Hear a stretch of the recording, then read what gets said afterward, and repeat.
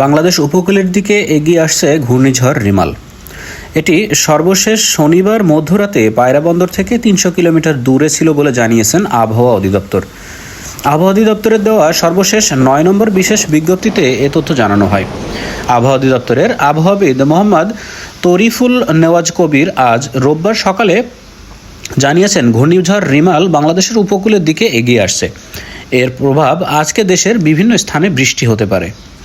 আবহাওয়া অধিদপ্তরের সর্বশেষ বিশেষ বিজ্ঞপ্তিতে বলা হয়, ঘূর্ণিঝড় রিমাল গতকাল মধ্যরাতে চট্টগ্রাম সমুদ্রবন্দর থেকে ৪০৫ কিলোমিটার দক্ষিণ পশ্চিমে, কক্সবাজার সমুদ্রবন্দর থেকে ৩৫৫ কিলোমিটার দক্ষিণ পশ্চিমে, মংলা সমুদ্রবন্দর থেকে ৩৪০ কিলোমিটার দক্ষিণে এবং পায়রা সমুদ্রবন্দর থেকে ৩০০ কিলোমিটার দক্ষিণে অবস্থান করছিল। এটি আরও উত্তর দিকে এগিয়ে ঘনীভূত হতে পারে। ঘূর্ণিঝড় কেন্দ্রের ৫৪ কিলোমিটারের মধ্যে বাতাসের একটানা সর্বোচ্চ গতিবেগ ঘন্টায় ৬২ কিলোমিটার। এটি দমকা অথবা ঝড়ো হাওয়া আকারে ৮৮ কিলোমিটার পর্যন্ত বৃদ্ধি পাচ্ছে।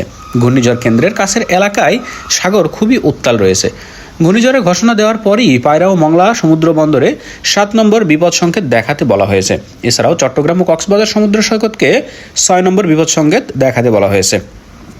আবহাওয়া অধিদপ্তরের আবহাওয়াবিদ হাফিজুর রহমানের স্বাক্ষর করা ৭ নম্বর বিশেষ বিজ্ঞপ্তিতে বলা হয়েছে, ঘূর্ণিঝড়ের প্রভাবে উপকূলীয় জেলা সাতক্ষীরা, খুলনা, বাগেরহাট, পিরোজপুর, ঝালকাঠি, বরগুনা, বরিশাল, ভোলা, পটুয়াখালী, নোয়াখালী, লক্ষ্মীপুর, ফেনী, কুমিল্লা, চট্টগ্রাম, কক্সবাজার এবং তাদের কাছাকাছি দ্বীপ ও চরগুলোর নিচু এলাকা স্বাভাবিক জোয়ারের চেয়ে ৩ থেকে ৫ ফুটের বেশি উচ্চতায় বায়ুচ্ছ্বাস বা জলোচ্ছ্বাস প্রভাবিত হতে পারে।